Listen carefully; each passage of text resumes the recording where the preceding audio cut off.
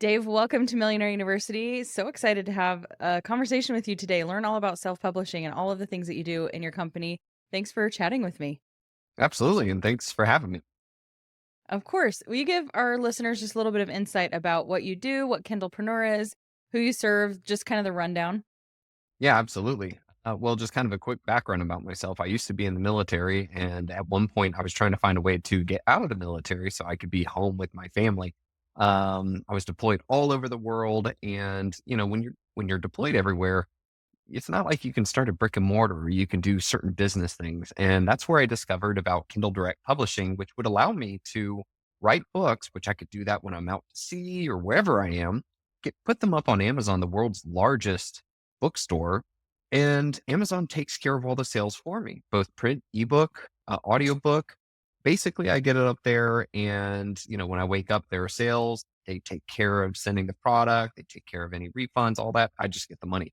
And that was a wonderful thing. But the problem was that understanding Amazon and how it works and what we authors need to do to convince Amazon to show our books to more customers, that was kind of a mystery. And so I started this entire journey looking into trying to better understand, why does Amazon choose to show this book but not that book? And what can I as an author do to get my book to show to their customers? And I started Kindlepreneur.com, a website devoted to teaching people all about book marketing, not just working with Amazon, but what you can do to make covers that pop, book descriptions, Mhm. everything. Every one of our articles is designed to teach and give you the ability to turn around and take action. From that, Kindlepreneur has grown into one of the largest, if not the largest, websites on both book marketing and self publishing. And that's also for published authors as well as self published authors. I've also been very fortunate to be a consultant to multiple New York Times bestselling authors, as well as major publishing companies, which has grown into being able to create more tools like our book marketing software, Publisher Rocket, our book writing and formatting software, Atticus, and much more. Wow. Amazing. I'm so glad you gave the background because it's so insightful to understand, like, you did the thing. This is where all the best entrepreneurs come from. They do the thing, they start to find new problems. You solve more problems, you become more of an asset to more people. You're able to replicate that success, that insight, and that's why you're here today. And we want to gain all of the insight that we possibly can from you.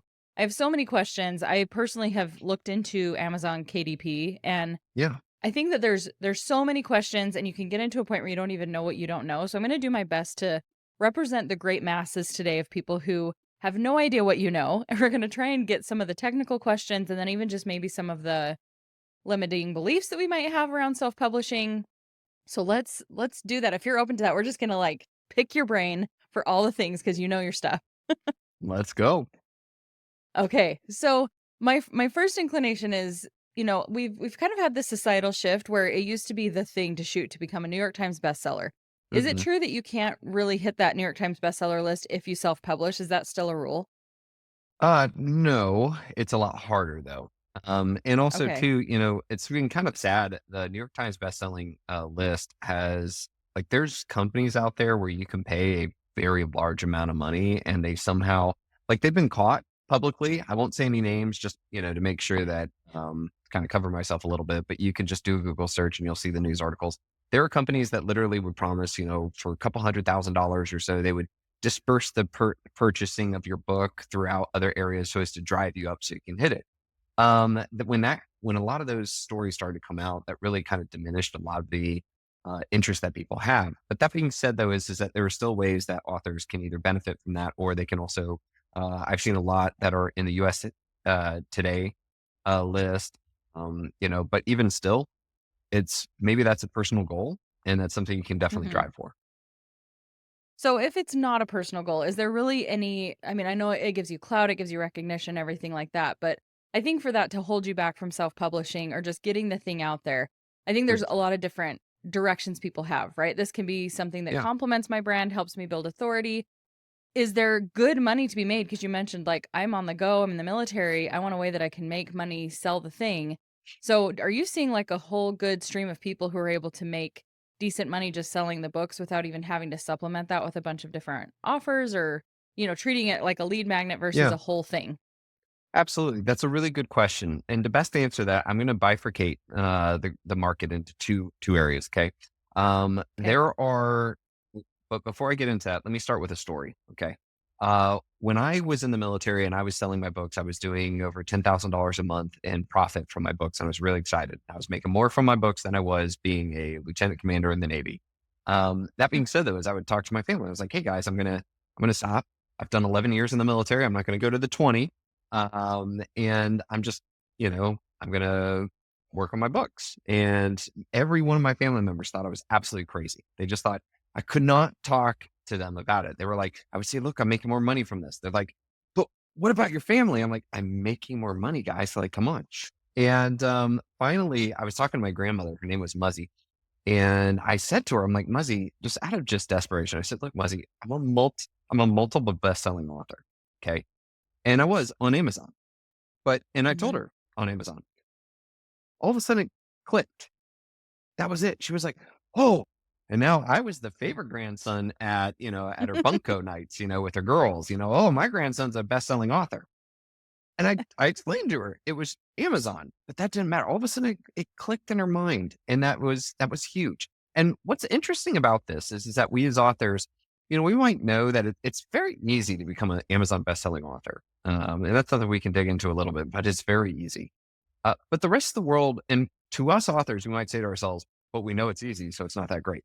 But to the rest of the world, that's not the case. As a matter of fact, I see a lot of people with their resumes or their cards saying best-selling author. They're correct. They were a best-selling author. They just didn't quantify it. So I want to start with that little purpose there because when I bifurcate the market into two areas, I think this is really going to play. So I know a lot of people that really go into it because they want to build up their credentials. Okay. They want to have something on the resume. They want to have it helps them with speaking engagements. It helps them with, getting meetings. Um, there's a lot of professional reasons as to why people want to write a book. And the big thing there is that they want to hit Amazon. They want to show that they want to have their calling card, their book. That's great. Okay. And that is amazing opportunity. One story that really fits this is I was once working with a lawyer, which I cannot use the name, but this lawyer was out of Seattle and this lawyer specialized in representing people who had a DUI. Okay, and what they were talking about it, and I said, "Look, just have your paralegal, put together your notes that you have on what to tell your client when they first come in. And honestly, it's what to expect when expecting a DUI court, right?" I was like, and I threw out that name as like a joke. And so they did. They compiled this because that was the number one thing that their clients wanted was, "Oh my goodness, I got a DUI. What's going to happen next?" And what he loved about the book was it would give them more information so that they were a better client. Like, hey, when you do show Mm. up, make sure that you're dressed correctly, blah, blah, blah, like all these things. It gave them everything. But what was key for him was that he immediately became a bestseller on Amazon. He made it being his business card. So when people would come in, and try to figure out if he's going to be their lawyer, they look up, where'd you go to school? But that's it. But if you're a best-selling author on the subject and you're giving them a free book, first off, they're not throwing that in the trash like a card. They're keeping it and you're providing value. So he did this and the conversions on people coming in skyrocketed. Then on top of that too, he was asked to be like the speaker, for any key event that talked about DUIs because he's a best-selling author, not just so all Mm. the other lawyers in Seattle that did not have, a book or best-selling title, they were immediately under him, and he took over kind of that market and became one of the tops, and it was just because of that one step. So there is that section, and that can be absolutely powerful and incredible for your career and your professionalization. Okay. Now, is he making enough money from that book to basically be able to quit his day job? No, but he is getting leads. He's getting conversions. He's getting more speaking events. He has a much bigger resume. It's an incalculable amount of money that he's made just because of that book. And I think that's one area. Now, the other area is, from this is those who want to have an author career. Now, clearly that story about the lawyer, that's not his career. He's a lawyer. But the person who wants an author career where they're making enough money from their books to be able to support their lifestyle. And that's an emphatic yes. That is definitely an opportunity for people. But what I do tell people is that being an author is hard. It's just hard. We love to write. Usually people get into it because of that passion. But what you have to be is an author entrepreneur. Okay. You have to be both Mhm. sides. You cannot just write a good book and hope that changes everything, right? That you win. It's in that case, it's like winning the lottery. Like, okay, great. I put a book Yeah. out there. Maybe somebody does, there's been a couple of lottery winners out there, but in truth, what you need to do is you need to take it like a career and you need to work hard on it and work to improve it. And that's the key. The people who truly think of it like a career and are willing to sacrifice that time, and when they don't want to write, they still write. Those are the ones that can really succeed. Yeah, so it's just important to know where it fits in your overall strategy. Like, there are gonna be listeners here who are like, "Yeah, that would be the dream to just write books and get paid, and that is my whole income stream, and I can do that all the live long day. I'm willing to do the work. I'm willing to, I'm gonna be an entrepreneur one way or another. This is what I wanna do." And then I'm sure that there are lots of people who are gonna see it more as the supplemental tool that just creates that authority. And going back to that, I'm glad that you introduced that with a story as well, because even the point that you made is something all entrepreneurs need to hear. I needed to hear that today, and I think we continuously need to hear this, especially as we level up and we gain more expertise and knowledge. It can be so easy to say, "Well, I know that that's easy." Well, it's easy for you now, right?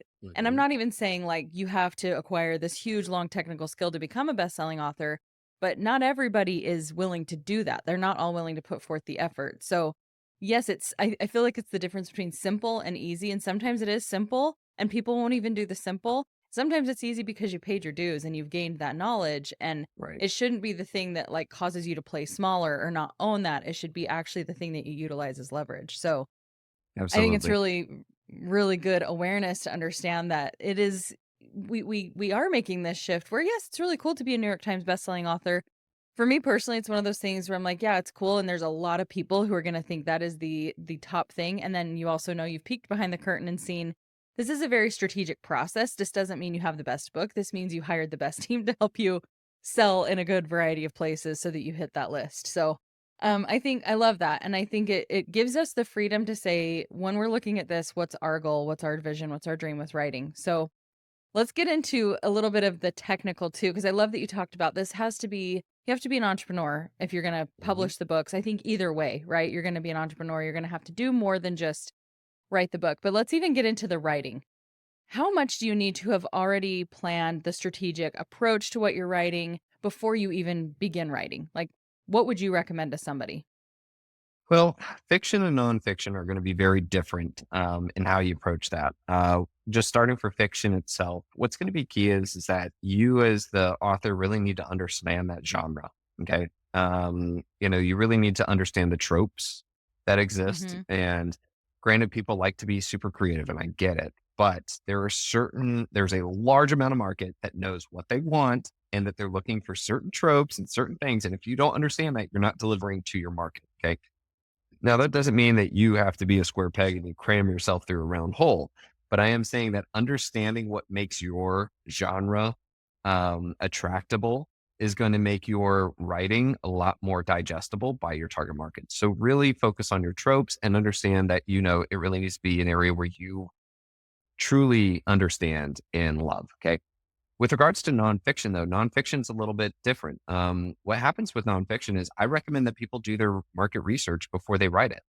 Um, this is really important because if you're an author of nonfiction, you're probably going to need Amazon to send people to your book.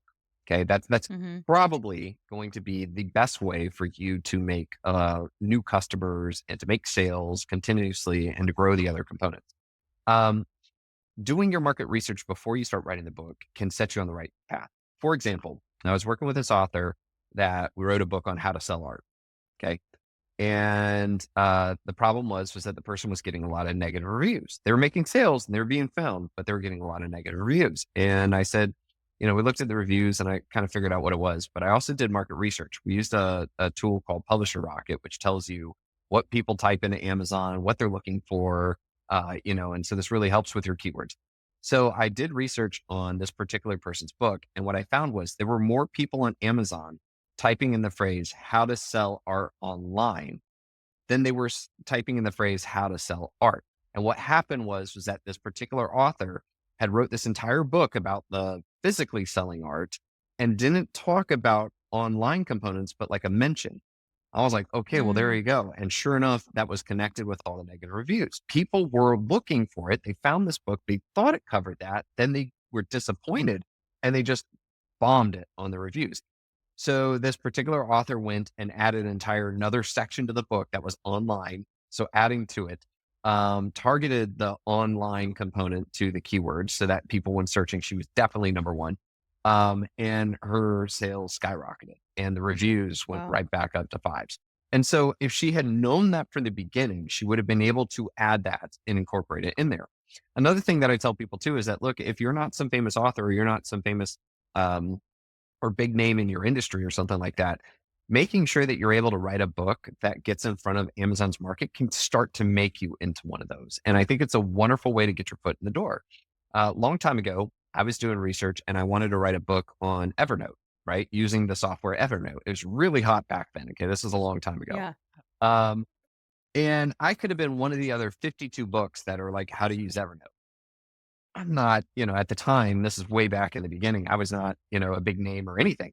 So if I was going to write that book, I'd be number 53, which means I'd have to beat the other 52. Um, but I started doing more research and I found out that people were typing into Amazon phrases like Evernote for students, Evernote for Mm. lawyers, Evernote for project managers. I was like, oh, that's interesting because nobody's written a book for that market. I can take what I was going to write and I can angle it where, I talk about the student, how the student can do this. I can make student examples. I could then turn around and do the same thing for the lawyer. But the best part is that now imagine that you're a lawyer and you typed in Evernote for lawyers and there's one book and it's called Evernote for lawyers. Guess how good my conversions are going to be? They're going to be near Yeah. 100% because people are going to jump on that book, and those things stack. And so I always tell people in nonfiction that it is really important to do your keyword research before you write the book, so that you learn how you can angle it and to get in front of more of the market, and you can understand maybe some of the other things that your book should include. What's your opinion on like memoirs or, personal development books where you're kind of writing your story, but you still want to do that market research to know, you're not just like, it's not just an ego trip to say, here's my life story to strangers. Like, what's the best way to position something like that?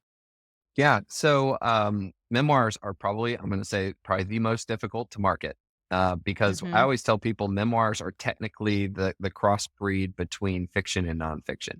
And what I mean by Mm-hmm. that is it might be a nonfiction story. Okay. But really, when it comes to marketing, it's nonfiction marketing, but it's gotta feel like a fiction. You're supposed to write it and because people want to learn, but they want to be entertained, like they want to Yeah. learn like, about the story of, being an ex-sex slave, right? But they want to read it like it's not a textbook. They want to read it like it is a fiction, a story, that they Mm, want to immerse themselves in. And so when you're marketing a book like that, you have to kind of combine some of the fiction marketing as well as the nonfiction marketing. That being said, mm, though, is that when it comes for search, you need to really focus on like it's a nonfiction. So, case in point, what is the problem that your memoir is facing? Okay, is it depression? Is it an abusive relationship? Is it what is the problem? Then on top of that too is what is the solution? Like what hope are you trying to give the person in your memoir? The light at the end of the tunnel. How do you describe that? These are the kind of phrases where people on Amazon search using that, either describing the problem, describing the solution, okay, or a little bit about their who they are. Like, are they a single mother? And if you can start mm, doing your keyword research beforehand, all right, and you can see that, wow, there are 700 people a month typing into Amazon, surviving abusive relationship, or um, uh, whatever the problem could be. And now you can position it. And if you market it where, hey, teaching about this through the story, the empowering story of somebody else, now you've got a good hook. And so think yeah. of your keyword research with nonfiction, but you need to involve elements of fiction and nonfiction inside of memoirs. That's so good to know. And I think it's just like any type of content or putting out a product, right? It can be so easy to just only focus on, well, this is what I know or this is what I'm good at. And you put that out there and you wonder, why is this not landing? Why are people not purchasing this offer, this thing? And it's because you have to make sure that you're knowing how does it meet their need? What are they looking for? Which can I think to creatives might feel like a limitation of Mm, saying, "Well, but this is my thing, like it's my passion project." But it goes so far. Like it takes you so long or it takes you yeah. so much further to do that research ahead of time so that your book can sell really well because you've narrowed in. So I appreciate that advice.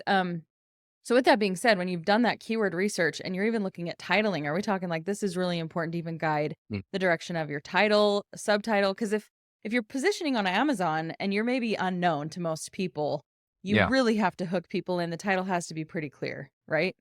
Yep. The title and subtitle are very important. If we're sticking on the nonfiction area, I think it's you need to come up with a title that sounds good. Okay. Mm-hmm. But your subtitle really needs to land and let them know who this is for, what problem does it solve, and what solution do you give people. And what's great Mm, about that is that, by the way, those are keywords, right? So if you yeah. did that keyword research using something like Publisher Rocket, you'll know the exact words that your target market uses when searching for the book.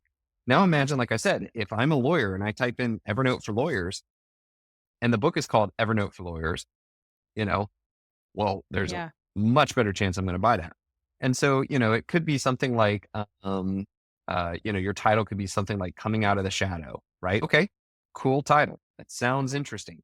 But the subtitle will be, a survivor's tale, of abusive husband and the steps, that can change lives or something like that. You're describing the problem and then you're Mm-hmm. giving kind of a hope to the solution. And now me, who might have been searching for surviving an abusive relationship or, how to handle an aggressive husband or something like that, all of a sudden I'm going to see that and connect with it. And that's a really great way. So your title and subtitle should be important. I also say this to fiction too. You should have a title that feels like your genre. Okay. Like it Mm-hmm. shouldn't be, Space Boys, right? It should be, like intergalactic, space marines, right? Because I'm Mm-hmm. writing a sci-fi military that's very serious. Um, Cool. but then the subtitle should explain that this is a epic sci-fi military, something or other. Yeah. Another area too is like literature role playing games. They call it lit RPG, right? Looks like a fantasy cover, has a fantasy title, but then I'm going to put in the subtitle, an epic cultivation lit RPG novel, right? So now I know it's a Mm, cultivation. I know it's a lit RPG, which is a certain type, and that will connect to a reader like me, which by the way, I love reading those, and be like, oh, I'm in the right spot. I'm going to get this book. So it's very yeah. important that authors let the readers know what this is about, regardless of whether it's fiction or nonfiction. Hmm. Okay, I love that because I was gonna ask. Yes, I'm more inclined probably for me where I'm sitting to write a nonfiction, but I still want to hear that for the people who are a little more creative wanting to write fiction. Some of those principles are pretty universal. Okay, so we all know the adage you can't judge a book by its cover, but really at the end of the day we do, and we Oh, we will 100%. decide. Yeah. So what are some of your tips on that? I've been working on a book actually, and I Okay. had this day where I was like, "Oh my gosh, I'm going to have a cover. Like what in the world do I put on this cover? I have no idea, no vision for this whatsoever. Where does somebody even start with sourcing that or like what do you Yeah. recommend?" So, well, first and foremost, what I love to do, I used to do this like all the time, is that when I'm on Amazon and I'm looking at other books, I like to, if I ever see a cover that just kind of like pops, even if it's not my subject, okay, but something caught my eye and something made me look at it and say, that's a good cover. I'll just right click, save the image of the cover as, and I had a Mm, special folder. And I would then start to scroll through those and ask myself, what did I like about it? What made that book stick out? And those kind of helped me to kind of come up with ideas. Now, with regards to hiring somebody to make a cover, that really comes down to your preference. You could hire someone special to make one just for you. There's also pre-made covers that are out there, companies that already made them and they sell them for cheaper. But that's really going to come down to your budget as well as your preference on it. You can start mm, to use AI if you wanted to kind of create some images. Just be very careful about that. There's a little not really sure. You kind of build your house on sand when you do that, and mhm, or the chances of it being sand. So I'm just going to throw that out there. But here's a couple of things that I love to do that are tactics for making sure you have the right cover. The first thing I love to do is that when I get a cover from a designer or I've made one myself, I like to shrink it down to the size it will look like on Amazon. Okay. So when you type in a search term at the top and then it shows you a list of them, right? That size of cover. The reason is that's what your market's going to see. And I Mhm. need to make sure it's not confusing because all these little intricate details that might be really important, but when you shrink them down, they disappear. And now I don't know what it is. A great example of this is once I was working with an author and they had this cover. And on the cover, it was about writing, by the way. But on the cover, they had this like retro style typewriter. Now the typewriter had this like weird kind of like semi horseshoe look on the top. Okay. Because it was like a really neat typewriter. The problem is that when you shrunk the book down to that size, it looked like a toilet seat. Hmm. And that didn't really jive well with the title. Now, if the title of the book had been something like, "Don't write like crap," or something like that, then Mhm. okay, you got a really cool vision. Like you found a typewriter that looks like a toilet seat. That's awesome. But that's not what they Yeah. were going for. They were trying to be very serious. And they didn't realize Mm. that people, when they shrunk it down, they didn't know. The same thing too with like characters. People put all these special characters in there. It was supposed to be zombies in the background, right? Well, when you shrunk it down, it didn't look like zombies anymore. It just Yeah. it looked weird. It looked like a weird bubbly shadow instead. And so I asked people first shrink it down to the size and make sure that it looks the way it should. The second thing I love to do too is I love to come up to people and I'll take the title off, okay, and I'll take my name off, or so there's a little bit less information. I'll say, hey, here's a cover. What do you think this book is about? You'd be Mm. amazed how people will get it wrong, okay? Which means that you took some crazy, off the wall idea. What I mean by this is that we as authors like to be really creative and we like to come up with cool stuff. However, though, when a shopper is looking for a certain type of book, they have some predetermined belief of what they're looking for, okay? So like for example, in fiction, there's a certain level of fiction where it's like, let's say sci-fi military, a big battle scene of a giant battleship, shooting into space, like one ship. That's it. That's what people are looking for. Um, Whereas, if I put like, two Marines standing and talking to each other, that's not going to hit as well as one single, you know, battle cruiser, firing off, Yeah. specters into the sky. And so you don't want to get so creative that you remove yourself from your target market's belief in what it is. The other thing too is you'd be surprised how much colors can really throw things off. I was working with an Mm. author once where she had this cover and she was like, I don't get it. A lot of people are clicking on my book, but they're not purchasing. And when I talk to people, I actually tell them, don't tell me about your story. Don't tell me anything. Let me just look at it and I'll tell you what I think it's about. And so this cover had this like neon pinkish like skyline, and there was the outline of the city, and there's a silhouette of a woman who it looked like she might have had like a hat on and she had a gun. And I was like, okay, let me guess. This is some like, uh, uh, you know, femme fatale, maybe an investigator in the city. Um, you know, and it's probably an upbeat story, And she was like, no, not even close. And I'm like, okay. She's like, it's a horror. I'm like, wait, what? Hold on. How is this a horror? She's like, well, she's an ex cop. So you got that right. I said, okay. And there's some horrific murders are happening. Like, think Seven, like the movie Seven. I'm like, okay. I remember that movie. That's not the cover.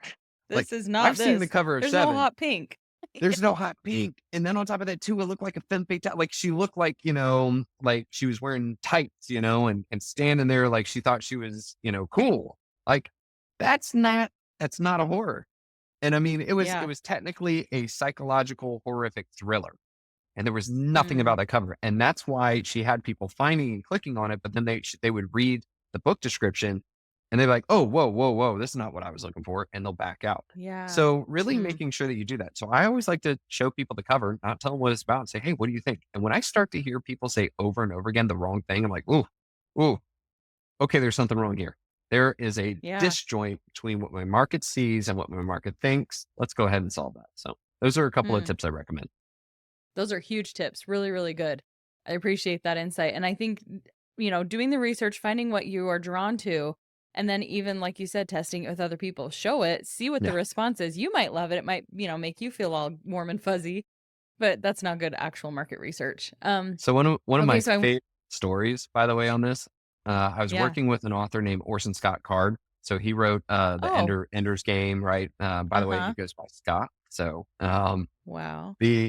so we were talking about the covers, and you know, he said, it's funny is when I first came up with the book Ender's Game, the publisher showed me the cover, and I was irate. I did not like it.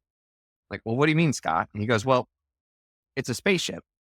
And then there's a little spaceship coming out and then flying out. It's like, that's not Ender. Like, it's nowhere in the book. And the publisher is like, it doesn't matter, Scott. People need to know that this is a sci-fi book. Okay. And Mm. that's what people are expecting. So that's what we're going to do. And he was so mad about that. But then he says years later, he's like, yeah, not going to lie. They were right. That was a good call because it's what attracted people. And I was like, Scott, that's how I found your book. He goes, well, what do you mean? I was like, all right, I got in trouble at the library. The librarian said, you're going to go pick a book and you better read it by next week or else I'm going to report you. I said, okay. So I started looking through and I saw the spines and I saw a spaceship coming out of another spaceship. And I was like, well, I like Star Wars. I'm going to read this. And he goes, yeah, I hear that story a lot. So the point though was that again, it was one of those where you need to create a cover that truly matches the idea of what the market thinks it is. And then that way you're going to reach the right people. And he did. If it hadn't been for that cover, little Dave Chesson never would have discovered English Game. So, Seriously, that's so cool. I love that you're just on a first name basis with Orson Scott Card, who apparently goes by Scott. I love Ender's Game. I love the series. It's one of my favorite ever. Sounds oh, like you're you into know, that genre if you're writing something not similar, but oh, makes sense. absolutely. The best thing about Scott is he's got a heart of gold. Like he's one of those that cares so much about his readers. He was a joy to work with. And he's just, yeah. So That's it's so really fun. cool when you meet a hero and they turn out to be deserving of a hero kind of thing. He's a wonderful Yeah, person. So, but it that's was great to be rare. able to So share that. that's awesome. Love that. I love hearing the greats are still great. Okay, so when it comes to writing, we're living in this era of AI, and I obviously have strong opinions, and I think a lot of people will feel like we don't want to just go to ChatGPT, have it write a book, but there's been a lot of people saying, hey, you can just do this, slap a cover on it, make so much money. Obviously, we want to have integrity, but where does AI fit into the writing process? Because I'm not opposed to efficiency and I'm not opposed to, if I were to pay a ghostwriter, this is personally how I'm leveraging it. Yeah. I speak the chapter, I get all the thoughts out there, and then I plug that in and I have it compile writing in my voice using my writing samples, and I just have it Mhm. basically ghostwrite the chapter and then I go tweak and I add.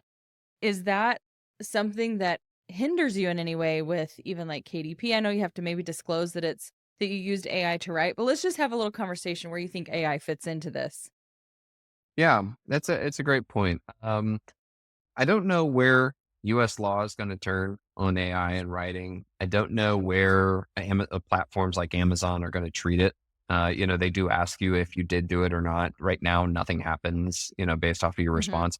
Personally, I think the reason why Amazon asked that is because they're trying to machine learn off of books. So, case in Mm, point, you're basically helping to teach their algorithm that, okay, this book was made with AI, but this one probably wasn't. And so it now has labeled machine learning to be able to kind of figure out and then it can prove itself, which I'm kind of worried about if they're doing that, because then that means they'll be able to spot AI books faster. But that's just my thought, my theory. yeah. Um, I like AI as kind of a muse. That's the way that I really like to balance myself on it. I've gotten stuck. I've needed prompts before. I'm also dyslexic. Something that I've always struggled with. I never thought I'd be an author. When I was in high school, my teachers, bless their hearts, but they were just like, "Yeah, you're not. You're going into physics, right, Dave? Yes, ma'am. Yeah, that's a good call." Um, and I've actually used tools to really help me with that. So technically, I'm using AI in that respect. But I think that if you use AI as a tool to help great writers be able to write more and better, I think that's wonderful. Mhm. And I'm 100% supportive of that. But whereas where we get into problems is there's a lot of companies out there that try to sell the idea of, hey, you can write best-selling books in minutes, and authors that aren't using those things, like they're being left behind. Like first off, I think there's some predatory practices out there trying to push that kind of Mhm. narrative on people. Second off is that they're also really kind of polluting the waters. The books that are coming out of these things are not very good. And that's Mhm. putting it nicely, I think. I think too, we're also having a dearth of people who do not speak English as a primary language, using those tactics hard and creating massive amounts in hopes of making enough money. I'm not going to say certain countries per se, but I think we can kind of figure out, you know, what that might entail. So I do think the existence of AI causes problems in the markets. Mhm. But I can't speak on how they're going to clean it up. But I think it's absolutely fair and a great use for good authors to use it as a muse to help them to write better and more. Yeah. I love that. Okay. So we've kind of walked through the process, and I know we could go so much deeper even in terms of writing the book. We've got some really good direction with that. Let's talk a little more specifically about Amazon KDP as a tool. This is something that's relatively new. Tell me like all the perks and benefits and the things that Amazon handles that I would have had to handle myself before it came along. Yeah, absolutely. Well, when Amazon Kindle Direct Publishing, KDP, came out, it was the first time where authors had the ability to actually get their book out there without needing a publisher. Okay. Mhm. And so that's the first beautiful thing about it. Anyone can publish a book, and that's awesome. The second thing is that, Amazon's the largest bookstore in the world. And so now you have the chance of getting in front of a market. So before, if you were like, you wrote a book by yourself, you would have to go convince a bookstore to show you. And it's, clearly less numbers than say on Amazon. So that's another wonderful opportunity about it. What's really great about it is when people purchase your ebook or your print book, which they do that as well. You just send them a PDF file and they'll do what's called a print on demand, where if somebody buys the book, they'll send the signal to a printing press that's closer to where that person is. It'll print the one book and ship it out just like that. So Mm. they take care of handling the payment, either a print on demand or sending the ebook or the audiobook. They send it all over there. They take care of everything, and they take care of the taxes on that. If they need to collect sales tax, that sort of thing, because they're the merchant of record. So you, as an author, get the opportunity to get in front of that market. You put it up there, and you just wake up and you see how much money you made that day, and Mm. Amazon sends you the check. They do take royalties. So, for example, if it's an ebook and you price it between 2.99 and 9.99, Amazon's only going to take 30%. But Mm. if you price your ebook outside of that, they're going to take 70%. That's where Wow. their way to kind of force your pricing somewhere in here. That's for the ebook. For the print book, depending on how many pages and what trim size you choose and what details you want for the print on demand, there will be a cost. So it might cost you like $8 per book just to print, which means you need to price it at least $8.01 in order to profit, right? So, then you set your book at like $15. Great. You're making $7 per print book. People are paying 15, you make 7.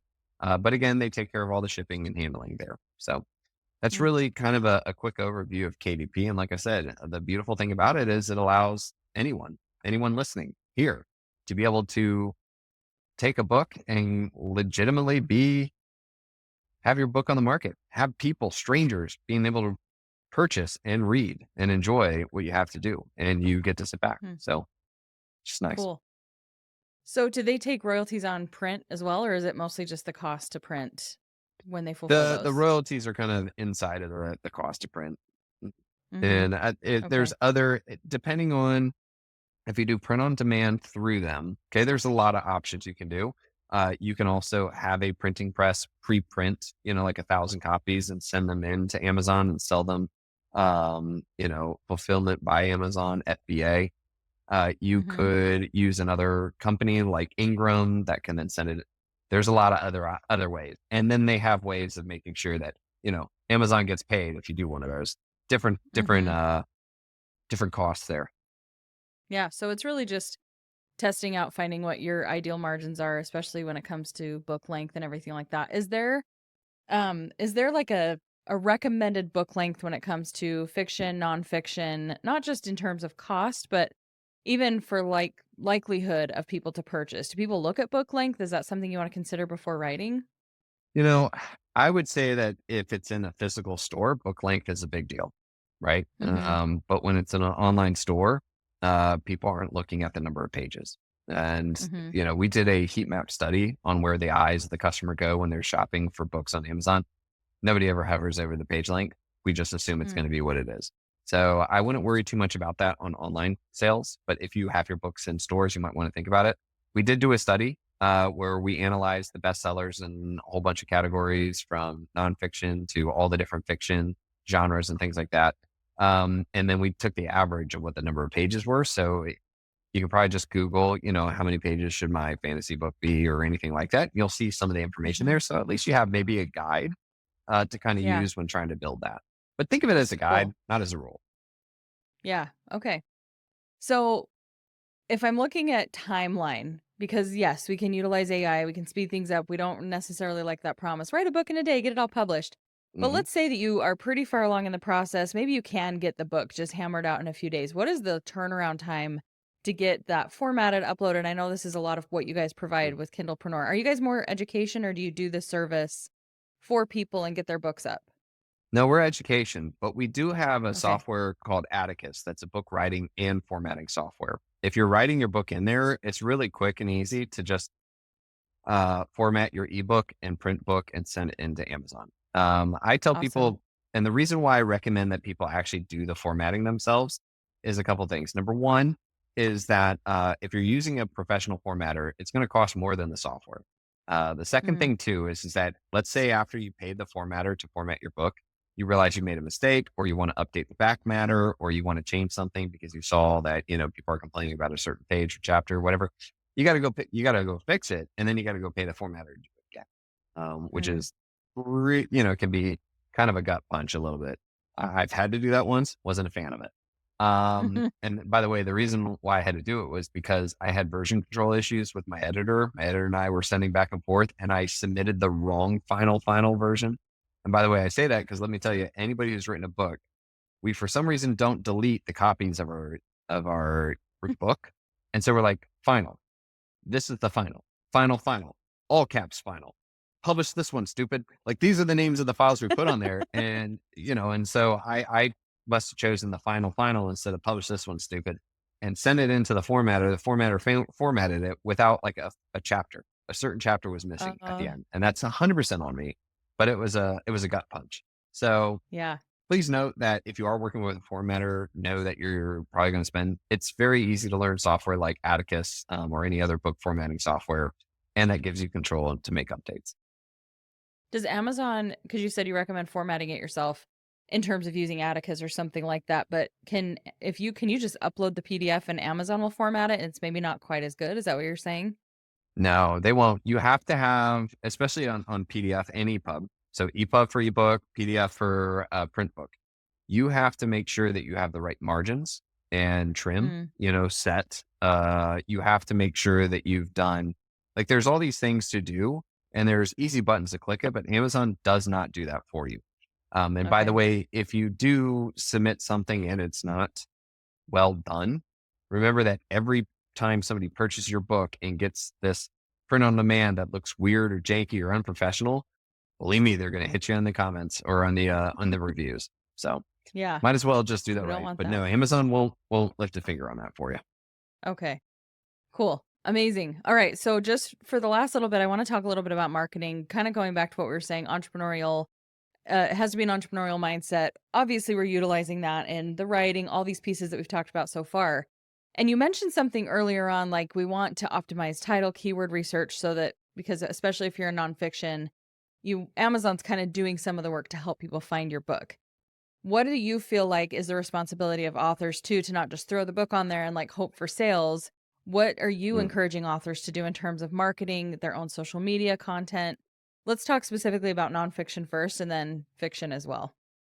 Yeah. Well, I think I can kind of group both these together.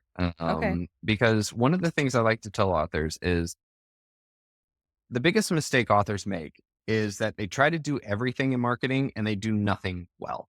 Okay. It's kind of like, and they spin their wheels and they're doing donuts, and they're exhausted and they get nowhere. I tell Mhm. people, look, don't try to dabble in lots of things. Be really intentional and good in a couple of things. Okay. Especially if you're Mhm. trying to build an author career. I think it's wonderful because your first book comes out. and you might have really focused on two things and you got really good at those two things. All right. But when your second book comes out, maybe you add another one to it. Now you have three and then four and five. So think about it that way. I would tell people, look, if you have 10 things you want to do and you try to split your limited time on those 10 things, you're going to get less done than if you took all that time and focused on just two things. And so I want to Mhm. push that really hard to anybody listening. Um, Now, when it comes to marketing, there's two things. Either A, you get Amazon to sell for you, and then there's B, you go find the market you bring to Amazon. Okay, so let me discuss that. So keywords and categories and making sure that your metadata, how you fill in your, when you go to publish your book, and helps Amazon understand your book. Those things will help Amazon to find your market and bring it to the book, help you make sales. I love that marketing. And I think that regardless of whether you're a savvy marketer or brand new, definitely something to focus on because not doing that well is like shooting yourself in the foot and then starting a marathon, okay? It's Mhm. hard. Now, the other one is any marketing tactics where you're gonna go find the market and convince them to come to Amazon and convince them to buy. This is where you're doing, TikTok or Book Talk. This is where you're doing, Facebook ads. This is where you're doing email swaps or promotion sites. You're convincing people to come over and buy the book. Those two things are wonderful. The reason why I like to call them the two is because if you do your keyword research before you write the book, you'll understand what your chances are on this one, which is where Amazon sends traffic to you. Okay. You'll understand, the likelihood that you're going to benefit from Amazon. Now, let's say you do your keyword research and you find out, oh man, my air fryers on RV book, there's not a lot of people typing that into Amazon. I know those people are there. It just means they're not looking for it. So it doesn't mean you can't write your air fryers for RVs book. It just means you can't depend on Amazon to help you make sales. Now you need to focus on the other area. Okay. But like, for example, how to sell art online. Oh man, you don't need to do anything else. There's people who are hooked and looking for that and they want it. And I can write that book and I can get in front of them and benefit from those sales. Now, anything else I do in the other category, which is Facebook ads or whatever, that's icing on the cake. I'm just, the cake is baked though, right? So Yeah. if you do your keyword research beforehand, you'll know if you can expect Amazon to help you or not. And just because Amazon won't help you doesn't mean you can't write it. Just means you now need to focus on that other area even more so. What about, like, Amazon ads? Is this something that you recommend people utilizing to drive traffic? Do you still wanna make sure that you are aware of the keyword? Obviously, we wanna do that either way, but does it are you less likely to have success even running ads if you're not getting organic traffic to your book anyway? Like, is that just kind of a waste of money and you'd be better off spending social media ads to run? Do you know what I'm asking? Yeah, well, so I personally love Amazon ads. I do. And the reason why I love Amazon ads more so than other marketing efforts is that with Amazon ads, you're not having to convince somebody to leave what they're doing and then come to Amazon and buy something. Mhm. They're already there to buy something. You're just convincing them to buy your something, right? That's so much Yeah. easier. Facebook ads, I got to convince somebody to leave watching cat videos, right? And then say, okay, you know what? I wasn't thinking about books, but I want a book right now. Which book am I going to get? Oh, this book. No, it's so much easier. So I do like Amazon ads. That being said, though, is like I'll say with anything, be very intentional with them. Amazon ads are not set and forget, just like with Facebook ads, they're not set and forget either. Really commit yourself to thinking about it like it's a skill. So invest time and energy and money, gain experience, build up intuition, and believe me, it's a wonderful skill set to have for every book that you ever publish after that. So when I was saying, hey, be intentional with one or two things, great, make that one of them, but Mm. really be intentional. Spend significant time, not just taking courses and learning, but experimenting, experiencing. My captain once told me that, there's no such thing as mastery, but what we confuse mastery with is intuition. And he said, an Mhm. intuition is built with knowledge plus experience. And through those two things, you can get intuition. And intuition is what makes marketers seem like they're the better marketers because they intuitively know what to do and they get a better ROI sooner, right? So Mhm. that's really important on any of those. But I do love Amazon ads. Now, I can't say without a doubt that Amazon ads is the perfect answer for everybody, right? For example, the air fryer RV example that I threw out there.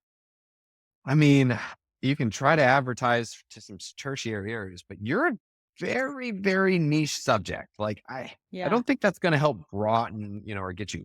But let's say, for example, you wrote a epic sci-fi military book and you want to have your book sitting next to Ender's Game, right? You can do that. And that's very Mhm. cool. But you have to be very smart about that. You have to have good intuition on that. And I would tell people that that might not be the best one because you'll know through experience and intuition that everybody goes after Ender's Game. So the competition is hard. The cost is going to be high. But maybe there's tertiary. Like, for example, if it's a hard science book, maybe you advertise it next to quantum physics books, because it's a Mm. hard science fiction. People who are having to look up quantum physics books are clearly some sci fi nerds, which I'm one of them. And they'll Mhm. see a code book and they'll jump off and get it. And now you have super low competition. You have much higher ROI or ACOS, and everything's much better. So Yeah. again, that's that sort of subtle difference between somebody who dabbles in it and throws it after the one thing they think of, and those who have done this to know, hey, this is how I can build tertiary campaigns that can help drive sales and keep costs down. Mm. And I will say from experience running a lot of meta ads that that is a concept that applies across the board. Like Yes. everybody's going after the huge names. If you're trying to sell marketing, you're going to go after the big marketers, Amy Porterfield, all of those guys. But it's when you think about those like sub interests or where else are my people hanging out? What other interests might they have? And finding, yeah. So, sound Yeah. advice. All of this has been so insightful. I was just thinking like we could probably talk for 2 more hours. Maybe we'll have you back on again just to even dive deeper into one of these concepts because I think this is a really huge opportunity and way for people to build some kind of an income stream. I love that we looked at both paths. Yeah. And there's so much to learn within it. And I think that being said, it's a really a simple one. Like it doesn't have to take a super long time. And it's something you probably right now have so many books within you with your knowledge. If you've done any amount of research or have expertise, it might be a really solid way to just start, get your name out there. So, anything else you want to add to anybody listening who has heard this whole thing? Words of wisdom, encouragement, if they're like, hey, I'm going to do it, I'm going to start, I'm going to write a book. If you're going to do that, my number one thing is to treat it like a job, not a hobby. Okay. um, and be very intentional about the time you set up. The real reason why I succeeded in making my book was because I made it. Now, this is very self masochistic, but it was what I needed. And I suggest other people think about what they need. But I made it where every day, Monday through Sunday, I would get up at 4 a.m. and I would get to my computer by 4:15. If I didn't get my fingers to the keyboard by 4:15, I did not get coffee that day. Very self Mm. masochistic. I get it. However, though, the um it got me into the habit of every morning sitting down and writing. Okay. And it wasn't one of those things where if I just said, I'm gonna write when I feel like it, or I'm gonna write when I fit it in, never would have done it. Never would have gotten the first book. So I say really set yourself on some intentional path. Because the other thing too is life. Everybody starts, they'll write a couple chapters and then life gets in the way. And the kids, which by the way, no kids are up at 4 a.m. They better not be.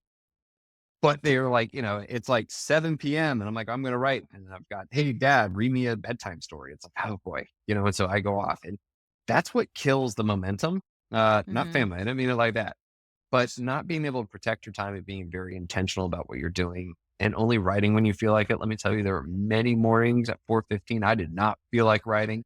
And maybe there were certain mornings where I only got one page. Certain mornings I got 30, like I was on Yeah. fire, but I still made it intentional to be there and do it. And I think that those that are intentional about not only the writing, but also learning marketing at the same time, when they approach it that way, it might be the first book, might be the fourth book, but those people are going to be successful. Hmm. Yep, I love it. Okay, where is the best place to connect with you, Kindlepreneur, all the things? We'll link to everything in the show notes, but just really quick shout out if they want to follow along and learn more from you.